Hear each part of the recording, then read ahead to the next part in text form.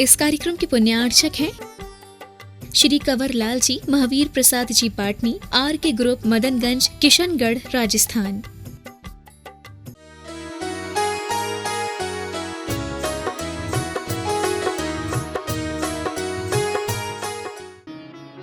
लेकिन धर्म चल रहा था। आप देखते हैं कभी कभी नदियां सूख सी जाती हैं, लेकिन फिर भी कहीं ना कहीं छोटी मोटी धारा चलती रहती है। सर्वथा जल का अभाव कभी नहीं होता। इसी तरह से इस पंचम काल में भी उतार चढ़ाव आते हैं, धर्म के लिए भी उतार चढ़ाव आते हैं। और कभी कभी ऐसे अंग्रेजों के, मुगलों के ऐसे शासन जब लगे तो उस समय पर सीमाएं बंध जाती हैं, धर्म के ऊपर अनेक तरह के उपद्रव होते हैं, लेकिन फिर भी धर्म नष्ट नहीं होता। कहीं ना कहीं वह सिसकता हुआ जीता रहता है। उन आचार्य शांति सागर जी महाराज के समय पर भी ऐसे ऐसे मुनि महाराज होते थे। एक आदि सागर जी महाराज थे। जहां वो रहते थे गांव के बाहर एक दूध गंगा नदी बहा करती थी, नाम था उसका दूध गंगा। और उस नदी के पार एक गुफा हुआ करती थी, वहां पर वो साधना किया करते थे। वो सप्ताह में एक बार आहार करने के लिए आते थे और उनको नदी से पार कराने के लिए स्वयं वह शांति सागर जी महाराज अपने गृहस्थ अवस्था में, जब उनका नाम था, बचपन में उनका जब नाम था सात गौड़ा, तो वह उनको अपने कंधों पर रख कर के नदी पार कराते थे, आहार कराते थे और फिर वापस नदी पार करा करके उन्हें उनकी गुफा तक पहुंचा देते थे। ये चलता था। इधर वो दिगंबरत्व भी था जिसके ऊपर कोई आड़ नहीं लगाई जाती थी, और एक दिगंबरत्व इधर भी था जो शहरों में रहता था जिसके ऊपर आड़ लगानी पड़ती थी। दोनों तरह से चल रहा था। कहीं ना कहीं विवेकी आत्मा के अंदर ये भाव जागृत होता है कि अगर सत्यता है तो उसके लिए इतना हमारे लिए आवरण क्यों डाला जा रहा है। और उन्होंने अपने जीवन में जिस समय पर यह मुनिपद अंगीकार किया, उस समय पर उन्होंने जिन गुरु से ये मुनिपद लिया, जो देवेंद्र कीर्ति महाराज कहे जाते हैं, वो खुद भी इसी तरह का कार्य करके, इसी तरह से ही मुनिचर्या करके वह चलते थे। लेकिन उन्होंने कहा था अपने गुरु से भी कि मैं आपसे मुनि दीक्षा ले रहा हूं, क्योंकि मुनि दीक्षा के लिए गुरु की आवश्यकता है, लेकिन मैं चलूंगा शास्त्र के अनुसार, आगम के अनुसार। उन्होंने कहा कि द्रव्य क्षेत्र काल भाव ऐसा नहीं है। बोले कैसा भी हो मैं करके दिखाऊंगा। और उन्होंने मुनि दीक्षा लेने के बाद वही सब किया जो शास्त्रों में लिखा था। कोई दिगंबरत्व पर ओट नहीं, कोई आड़ नहीं, और कोई भी भोजन करने के लिए पहले से फिक्स करने वाले उपाध्याय की जरूरत नहीं। और ऐसा करने में उन्हें बहुत कठिनाई हुई, लेकिन उन्होंने किया। जब वो सब हो चुका, उसके बाद में उनके ही गुरु ने देखा कि देवेंद्र कीर्ति ने, कि इन्होंने बहुत अच्छा कार्य कर दिया और इनकी चर्या बहुत अच्छी बन गई। तो वो गुरु ने ही फिर उन्हीं के पास में आकर के कहा कि अब आप मुझे मुनि दीक्षा दे करके मुझे पवित्र करो कि मैं भी इसी तरह का जीवन जीऊं। और ऐसा उन्होंने किया। आप सोच सकते हो, एक गुरु ने फिर अपने गुरु से दीक्षा ली। इस तरह के होते हुए भी वह देवेंद्र कीर्ति महाराज भी अपने आप में बाल ब्रह्मचारी थे। बहुत लंबी उनकी आयु बताई जाती है, 105 वर्ष तक जिए। 14 वर्ष की आयु में वह साधु बन गए थे। इस तरह का दीर्घकाल जीवन भी जीने वाले लोग रहे हैं। ब्रह्मचर्य के साथ में इस तरह का जीवन जीने वाले लोग रहे हैं। और वह आचार्य शांति सागर जी महाराज भी बाल ब्रह्मचारी थे। उस समय पर ये तो एक प्रथा चला करती थी, बाल विवाह की प्रथा। पिता ने कह दिया किसी अपने दूसरे संबंधी से या किसी गांव के ही व्यक्ति से कि भाई मेरे यहाँ बेटा होगा, तेरे यहाँ बेटी हुई है, आगे चल करके इन दोनों का विवाह करा देंगे। हो गया। ये कोई विवाह नहीं माना जाता। इस तरह का वह विवाह संबंध हो गया। लेकिन वो बेटी बड़ी होने के बाद में जब ये संबंध हो गया, उसके 6 महीने बाद ही उसकी मृत्यु हो गई। और जब उनको पता पड़ा सात गौड़ा को, तो उन्होंने मन बना लिया कि मुझे अब जीवन पर्यंत कोई विवाह नहीं करना, मुझे बाल ब्रह्मचारी रहना है, मुझे अपनी आत्मा की आराधना करना है। और ये उन्होंने संकल्प अपने मन में ले लिया। माता पिता ने कोई विरोध नहीं किया। इतना धार्मिक परिवार के माता की भी समाधि हुई, पिता की भी समाधि हुई, और सबकी समाधि कराने के बाद में 41 वर्ष की उम्र में क्षुल्लक दीक्षा ग्रहण की। और क्षुल्लक दीक्षा सन 1915 में हुई। 1920 में मुनि दीक्षा हुई। और उसके बाद में जो जीवन चला, जीवन बीता, लगभग 35-36 वर्ष वह मुनि जीवन का काल रहा। इतना तप त्याग और इस तरह की साधना इस पंचम काल में भी करने वाले लोग हुए हैं, सोच करके हम जैसे लोगों को आज भी आश्चर्य होता है।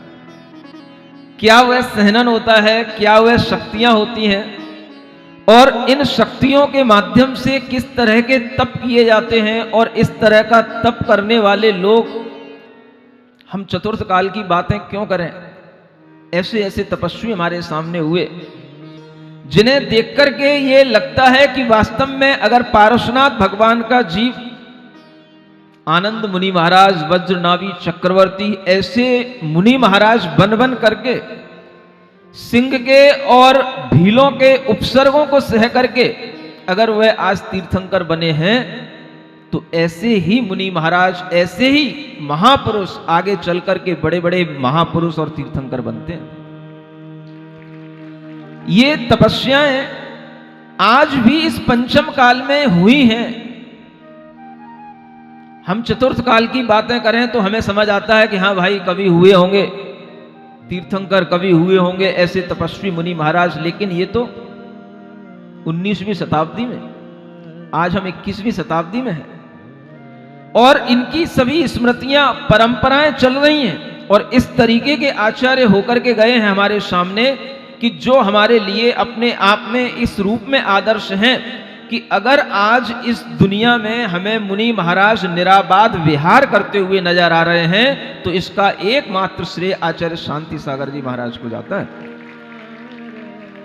जिन्होंने दक्षिण भारत से लेकर पूरे उत्तर भारत में, आपके आगरा में भी आए हैं, और आगरा से होते हुए वो मथुरा भी गए हैं, और मथुरा में उन्होंने चातुर्मास किया है। और फिर उसके बाद में वह गाजियाबाद होते हुए दिल्ली पहुंचे, मेरठ मुजफ्फरनगर होकर के फिर दिल्ली में चतुर्मास किया। और दिल्ली में लाल किले पर उन्होंने, उस समय पर जब अंग्रेज लोग कभी भी आने जाने के लिए रोका करते थे, उस समय पर उन्होंने निराबाद विहार किया अपने संग को लेकर के। और रास्ते में अनेक अनेक तरीके की रुकावटें भी आईं, लेकिन कोई भी उनके चारित्र के आगे, उनके व्यक्तित्व के आगे उन्हें रोकने की सामर्थ्य नहीं कर पाया। और उन्होंने दिल्ली के लाल किले पर खड़े होकर के फोटो खिंचवाई। इस बात के लिए नहीं कि उन्हें फोटो खिंचाने का शौक था, यह बताने के लिए कि आगे का इतिहास ये गवाह रहे कि यहां पर मुनि महाराज आए हैं, आते हैं, और लाल किले पर भी मुनि महाराज का आगमन हुआ है दिल्ली में। यहां पर किसी को विहार करने से रोका न जाए, इसलिए वहां पर उस समय पर उन्होंने वह फोटो खिंचवाई। उनके अंदर जो तप करने की भावना थी वो बड़ी तीव्र थी। सोच करके लगता है कि 35 वर्ष के जीवन में उन्होंने 27 वर्ष 2 महीने 33 दिन उपवास में निकाल लिया। अपने जीवन में 9,938 उपवास करने वाले ऐसे महान साधक अगर इस पंचम काल में होकर के चले गए, तो मुझे लगता है कि वास्तव में धर्म के बीज इन्हीं जैसे तपस्वियों के माध्यम से डाले जाते हैं, जिनकी फसलें हम जैसे छोटे छोटे लोग खाते रहते हैं। आज अगर हमें मुनि धर्म को अनुपालन करने में कोई सुविधाएं हैं, तो ये सुविधाएं इन आचार्यों की तपस्याओं के कारण से हैं। ऐसी तपस्याएं कि जिनके लिए कभी भी आहार आदि में उन्होंने कभी ये नहीं कहा कि मुझे किस तरह की विधि से आहार कराना है, किस तरह की विधि होना चाहिए। जैसे भगवान आदिनाथ मौन रहे दीक्षा लेने के बाद, उसी तरह से ये आचार्य शांति सागर जी मौन रहे। जिस दिन ये श्रावक हमें विधि पूर्वक पड़गाहन करेंगे, जिस दिन ये श्रावक शुद्ध भोजन करने के लिए यह अपने लिए तैयार रहेंगे, तब हम जाकर के आहार ग्रहण करेंगे। कई दिनों तक तो लोग इनको केवल दूध और चावल ही खिलाते रहे। सुन रहे हो? गांव में जाते थे, कुछ भी लेते नहीं थे, केवल दूध चावल ले लेते थे, तो उसके अलावा बाकी का कुछ नहीं। तो सबके लिए यही पता हो गया कि महाराज क्या लेते हैं। एक पड़ोसन ने दूसरे पड़ोसन से पूछा, कल महाराज आए थे, क्या लिया था? बोले दूध चावल लिए थे। तो हम भी दूध चावल बनाते हैं। कई महीनों तक दूध चावल ही खिलाते रहे। एक दिन किसी श्रावक ने पूछ लिया कि महाराज आपका क्या सब अन्न वन्न का त्याग है क्या? सब्जियों का, अन्न का, मसालों का, सब चीजों का त्याग है क्या? आप जो है केवल दूध चावल ही लेते हैं। तो महाराज ने कहा, हमारा क्या त्याग है क्या नहीं है इससे आपको कोई मतलब नहीं है, लेकिन हम वही ले सकते हैं जो श्रावक हमें देता है। बस श्रावक थोड़ा समझदार था, समझ में आया उसको कि महाराज के लिए जो श्रावक देगा वही तो आहार लेंगे। बस इतनी सी बात उन्होंने कही, और फिर अगले दिन श्रावकों ने सब तरीके की रोटियां, अन्न वगैरह जो कुछ भी बनते हैं, अन्न के व्यंजन जो कुछ भी बनते हैं, वो सब बना लिए। और बनाने के बाद में फिर जब दूसरे दिन आहार हुआ, तो उस आहार के दिन भी जो है आचार्य महाराज ने उस दिन भी कुछ नहीं लिया। जब नहीं लिया तो फिर श्रावकों ने आकर के पूछा, महाराज आज तो सब कुछ था, सब कुछ दे भी रहे थे श्रावक, आपने आज क्यों नहीं लिया? बोले पहले ये बताओ कि इन श्रावकों को ये आता है कि नहीं, कि ये आटा, इन मसालों की क्या मर्यादा होती है, इनकी शुद्धि कैसे की जाती है, ये सब इनको ज्ञान है कि नहीं? और जब इस तरह का विश्वास उन्हें दिलाया गया कि इन श्रावकों को ये आता है, तब जाकर के उन्होंने अन्न का आहार लेना शुरू किया। उपसर्ग तो उनके ऊपर, एक ये समझ लो कि उनके जीवन में वो श्रृंगार था उनका। पता नहीं उन्हें किसी भी तरह के उपसर्गों से कभी डर नहीं लगा। कैसी कैसी भयानक घटनाएं देखते हैं।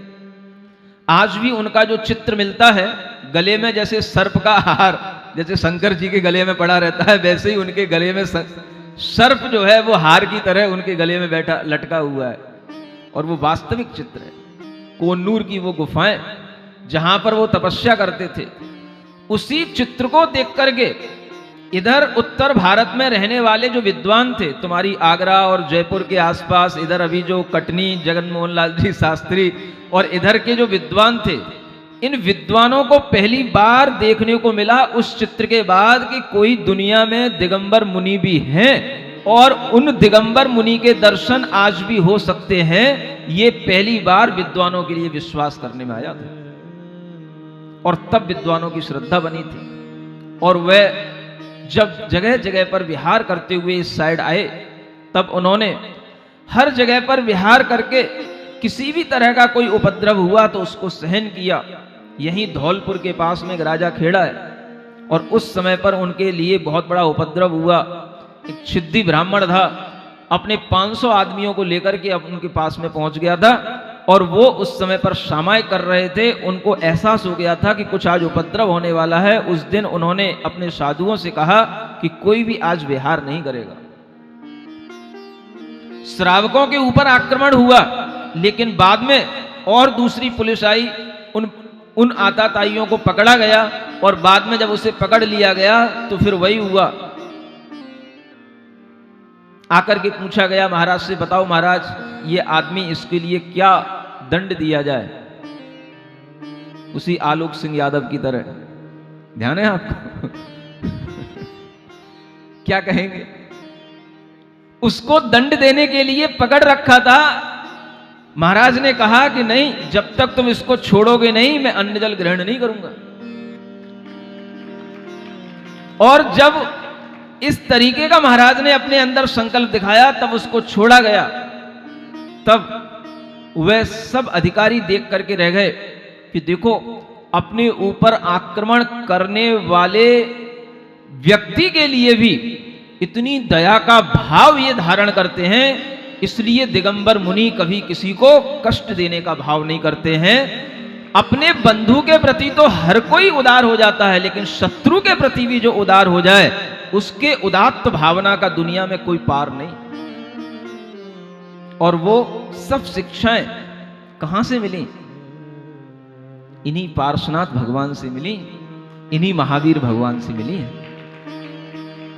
इन शिक्षाओं का पालन करने पर ही आज ये देखने में आता है कि अगर हम अपने मन के अंदर शत्रु और मित्र के प्रति समान भाव रख पाते हैं, तो आचार्य कहते हैं, तीर्थंकर भगवान कहते हैं, यही हमारी आत्मा का सबसे बड़ा धर्म है, समता भाव। अपने कर्मों का फल स्वयं भोगो। यूं मत सोचो कि कोई भगवान हमारी सहायता करने के लिए आएगा। भगवान सहायता करने के लिए नहीं आता, हमारा पुण्य, हमारा धर्म हमारी सहायता करता है। और हम अगर इस प्रकार का मनोभाव दृढ़ता से बना करके रखते हैं, तभी हम अपनी आत्मा में बंधे हुए कर्मों को निर्जरा करके, झड़ा करके उनसे मुक्ति प्राप्त कर पाते हैं। आप लोगों को भी इन चरित्रों से, इन कथानकों से, इन आचार्यों के द्वारा अपनाई गई चर्याओं के माध्यम से ये अपने अंदर विश्वास में लाना है कि हम अगर इस दुनिया में अपना जीवन जी रहे हैं, तो ये जीवन हमारा भगवान के प्रति किस भावना के साथ जुड़ा होना चाहिए। आप दुनिया में देखेंगे कि दुनिया के हर लोग आपको समझाएंगे, आपको मोटिवेशन देंगे तरह तरह से। आप अपने आप में मान के चलो हम ईश्वर की संतान हैं। आप अपने आप में मान करके चलो कि ईश्वर हमेशा हमारे साथ है। ये मोटिवेशन देने के तरीके होते हैं। लेकिन एक सम्यक दृष्टि जीव इस तरह के मोटिवेशन से कैसे अपने आप को बदल करके उस मोटिवेशन को लेगा? अगर हम यूं कहें कि हम भगवान की संतान नहीं हैं, हम भगवान बनने की योग्यता रखने वाली आत्मा हैं, तो क्या हमें मोटिवेशन नहीं मिलता? क्या हम इस बात से मोटिवेट नहीं होते कि हमारे अंदर भी भगवान की तरह अनंत शक्ति है, हम भी भगवान बन सकते हैं? जब हमारे अंदर भगवान बनने की शक्ति है, तो फिर हम छोटी छोटी बातों पर निराश क्यों हो, उदास क्यों हो? इस तरह का भी मोटिवेशन आपके लिए दिया जा सकता है, लेकिन सम्यक दृष्टि जीव ही ऐसा मोटिवेशन दे सकेगा। जो दुनिया में मिथ्यात्व चल रहा है भगवान के नाम पर, वह आपको अपने विचारों में दुख के समय पर भी अगर आपको भगवान की याद आए, तो यह नहीं सोचना है कि भगवान मेरे साथ है। सम्यक दृष्टि जीव अगर आप बन गए हैं, तो आपका मोटिवेशन इस तरह से होना चाहिए, भगवान मेरे साथ नहीं है, भगवान की भक्ति मेरे साथ में है और मैं भगवान की भक्ति से, भगवान से जुड़ा हुआ हूं। यह हमारे भाव में आना चाहिए। सुन रहे हो? बुद्धि अब सीधी कर लो। हाँ, नहीं तो शीर्षासन लगवा दूंगा, हाँ, उल्टा खड़ा करवा दूंगा। समझ में आ रहा है? हाँ, कुछ और ज्यादा नहीं है सम्यक दृष्टि बनना और मिथ्या दृष्टि से सम्यक दृष्टि बनने में कुछ नहीं होता है। बस बुद्धि जो उल्टी चल रही है उसको सीधी चलाना शुरू करो। दुनिया में कोई क्या सोच रहा है, दुनिया क्या कह रही है, इससे मतलब नहीं है। सम्यक दृष्टि अपनी राह पर चलता है। कोई कुछ भी कहे, कोई कुछ भी बताए, जैसे आचार्य शांति सागर जी महाराज ने शास्त्र के अनुकूल सम्यक दृष्टि के भाव से उस आचार परंपरा को आगे बढ़ाया, ऐसे ही आपको किसी भी तरह की किताबें पढ़ो, आपको सब में यही भावना मिलेगी, भगवान तुम्हारे साथ है बेटा, डरो नहीं। भगवान ने तुम्हें जीवन दिया है, तुम्हें इच्छाएं दी हैं, तुम्हारी इच्छा की पूर्ति भगवान करेगा, तुम बिल्कुल डरो मत। ये सिखाया जाता है, मोटिवेशन दिया जाता है। लेकिन अगर तुम्हें हमसे मोटिवेशन लेना है तो मैं क्या सिखाऊंगा तुमको? वो नहीं सिखाऊंगा जो तुम सीखे बैठे हो। जो सीखे बैठे हो उसको छोड़ो। और इस बात से भी तुमको मोटिवेशन मिलेगा जो मैं बता रहा हूं। भगवान तुम्हारे साथ नहीं आएगा, भगवान तुम्हारे लिए रक्षा करने को उतर के नहीं आएगा, लेकिन तुम अपनी भक्ति से, भगवान से बंध करके अपनी रक्षा कर पाओगे। तुम्हें इस तरीके का मोटिवेशन लेना है। अपनी भक्ति रखो भगवान के प्रति, अपनी भक्ति की डोर बांधो, भगवान के पास तक पहुंचेगी। और वह तुम्हारे लिए रक्षा का कारण बनेगी, वह तुम्हारे लिए वास्तव में शरण होगा। और इस तरह की अगर तुम्हारे अंदर मोटिवेशन की भावना आएगी तो तुम सम्यक दृष्टि होकर के अपने आप को सेल्फ मोटिवेशन के भाव में ला पाओगे। सुन रहे हो? ऐसे मोटिवेशन लिया जाता है, इसको बोलते हैं सेल्फ मोटिवेशन, राइट मोटिवेशन।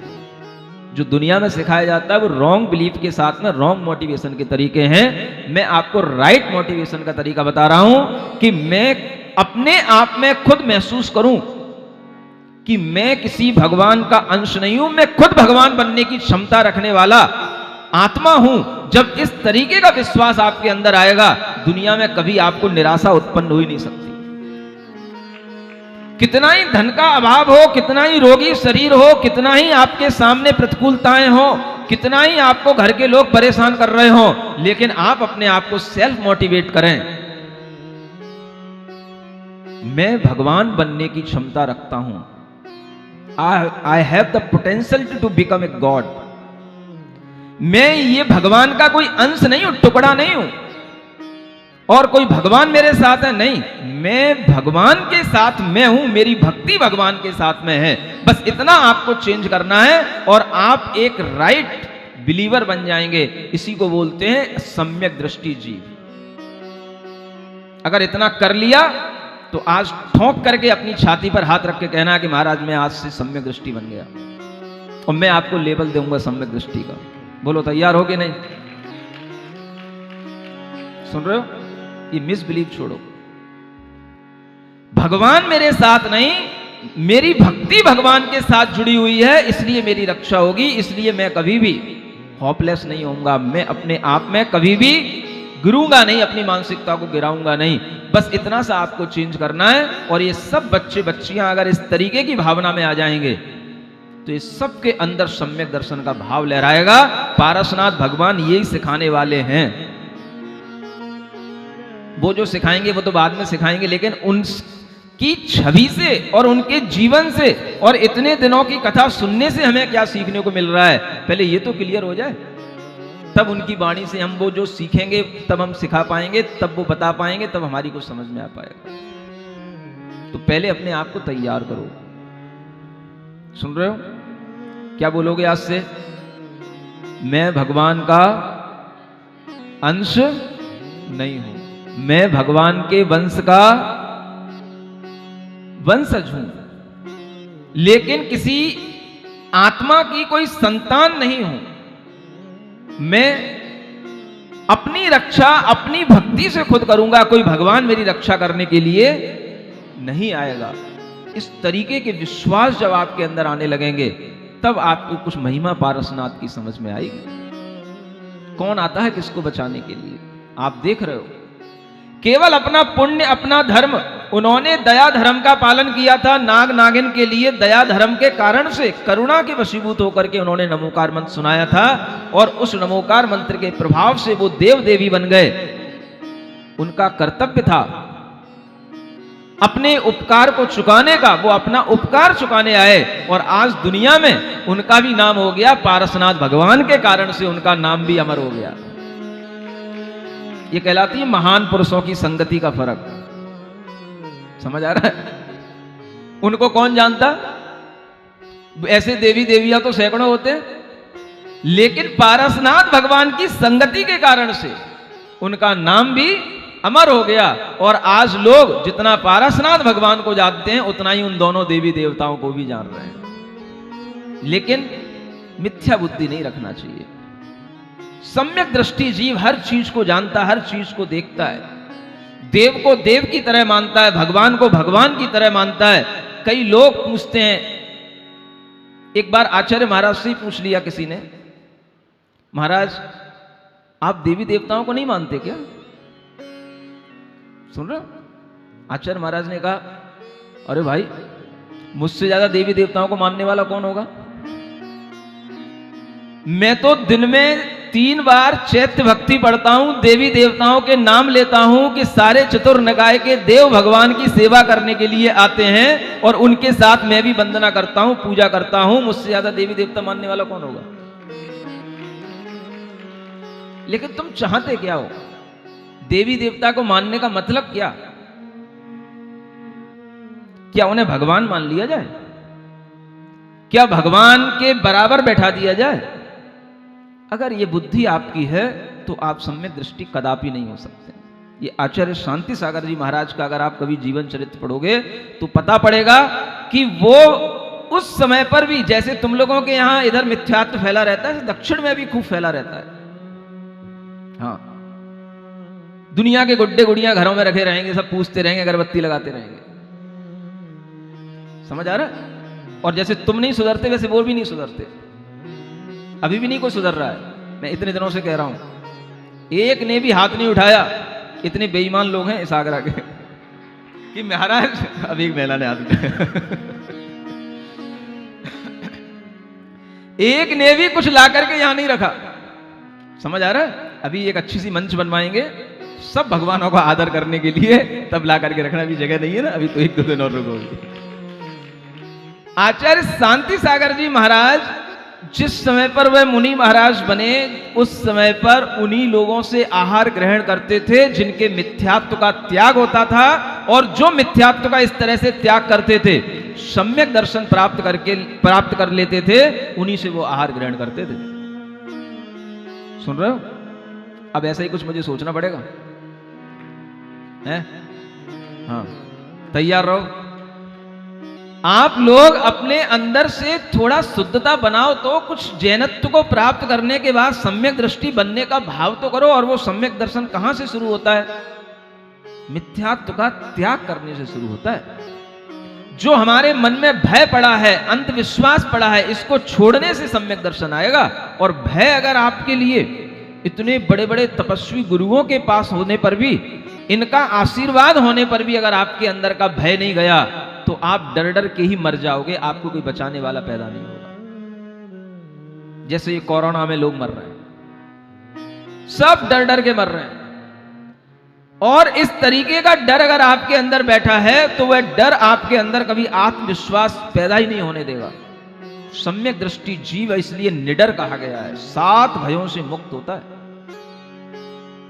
समझ में आ रहा है? इसलिए क्षत्रियपना कहलाता है, क्षत्रियों का धर्म कहलाता है। अगर डंडी तोलते रहोगे भाई कि ये नीचे जा रही कि ऊंची जा रही, कि थोड़ा सा कम कर लो कि थोड़ा सा ज्यादा कर लो, तुमसे नहीं होने का है कुछ भी।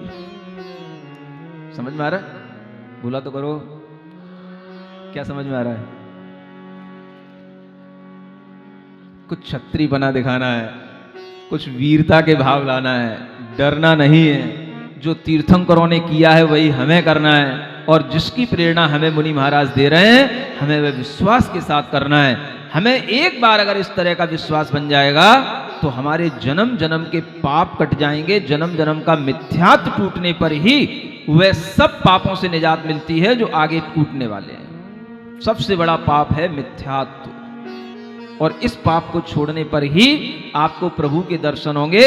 नहीं तो आप उन स्तूपों को देख करके उस अभव्य कूट पर ही रुक जाएंगे, जहां पर अभव्य जीव जाकर के एकदम से अंधे से हो जाते हैं, और वहां से वो आगे नहीं बढ़ पाते हैं। स्फटिक मणि के अंदर जो कोट स्फटिक मणि का बना हुआ है, उस कोट के अंदर जो भगवान विराजमान है, उस श्री मंडप भूमि तक पहुंचने की आपकी योग्यता बना रहा हूं। आप पर ही उपकार कर रहा हूं कि साक्षात भगवान के भी दर्शन कर लो। कब तक प्रतिमाओं के दर्शन करके संतुष्ट रहोगे? और कुछ नहीं कर रहा हूं, आपके लिए ही भूमिका बना रहा हूं, आपके लिए ही उपकार करने की भावना से ये कह रहा हूं कि अपनी योग्यता बना करके रखो।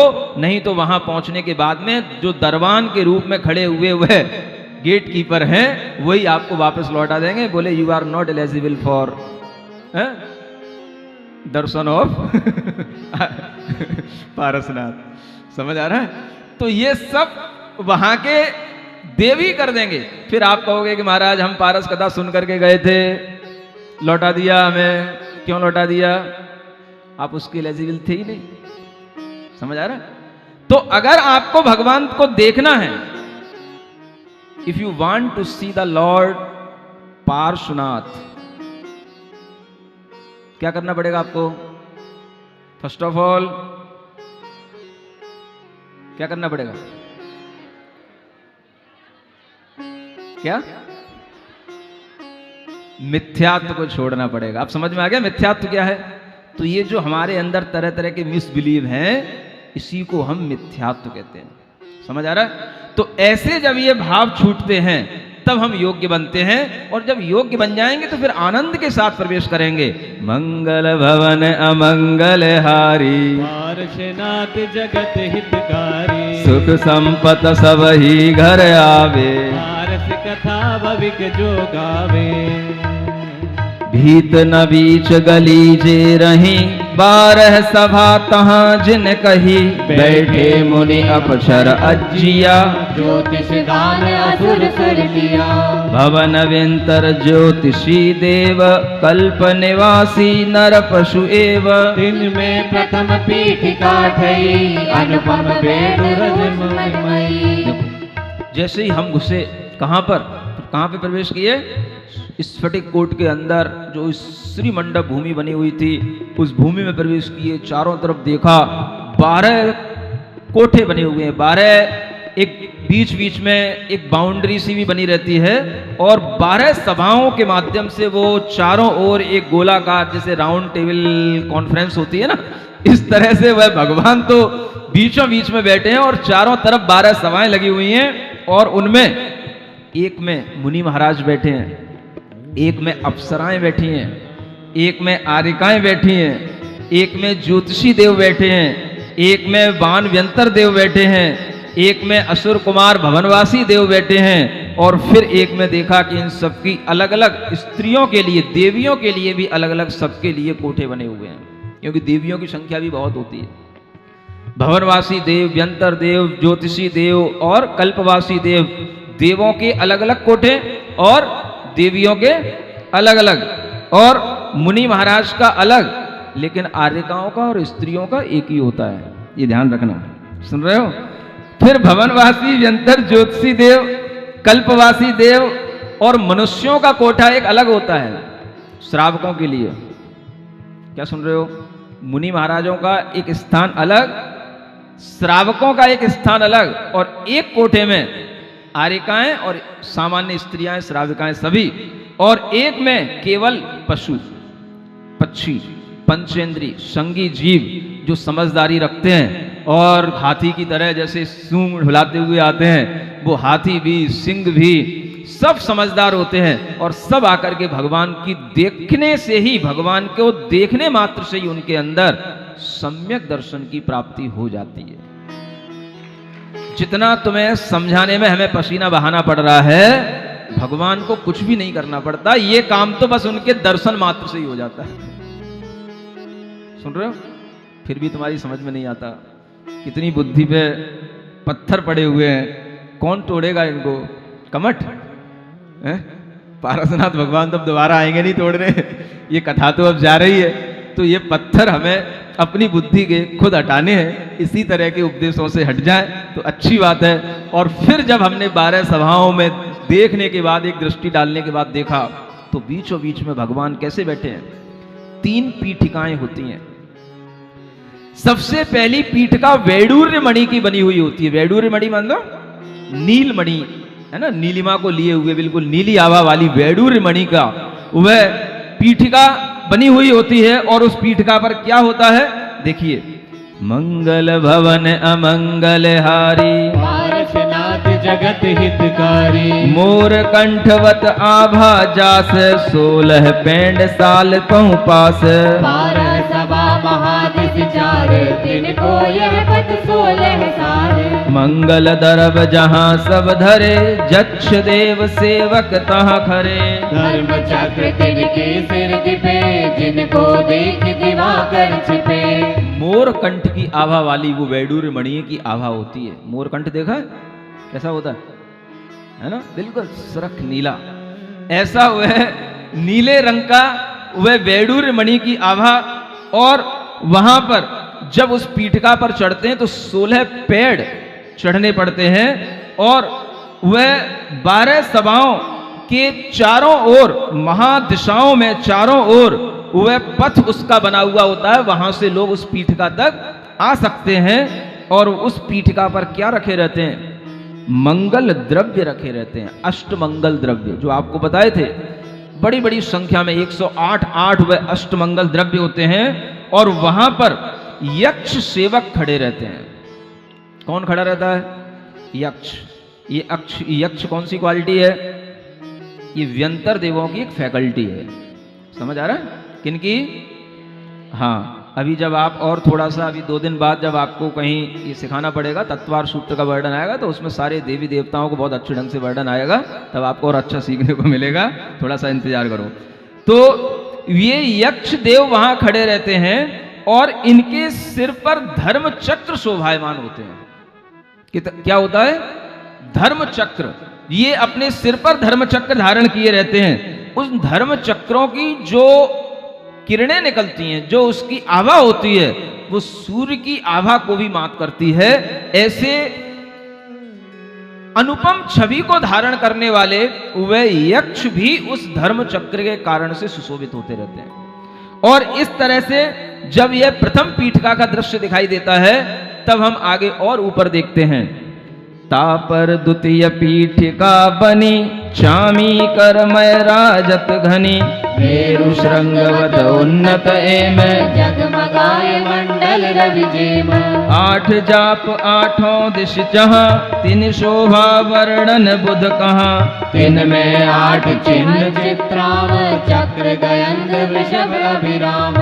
वारज बसन के हरि रूप, गरुण माल आकार अनूप, मंद पवन वस हाले जय, कि दो पाप रज जारत ये है। और जब आपने दूसरी पीठिका पर देखा, तो उस दूसरी पीठिका को देखा गया तो वो कैसी बनी हुई है?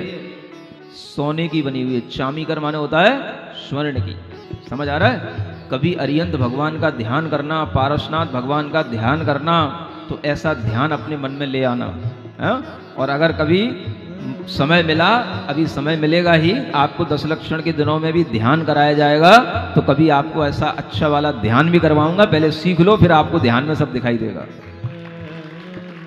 वह इतनी ऊंची मेरू की चोटी के समान सुशोभित होने वाली और रवि मंडल के तेज की तरह चमकती हुई वह दूसरी पीठिका होती है। इस पीठिका पर 8 दिशाओं में, जैसी कल आपको 10 ध्वजाएं बताई थी, उनमें से 8 चिन्हों की 8 ध्वजाएं, उन्हीं चिन्हों में से चारों ओर वह 8 दिशाओं में लहलहाने वाली वह ध्वजा वहां पर लगी रहती है। माने भगवान जहां पर विराजमान है, उनकी पीठिका में उनके नीचे भी ध्वजाएं लगी हुई हैं।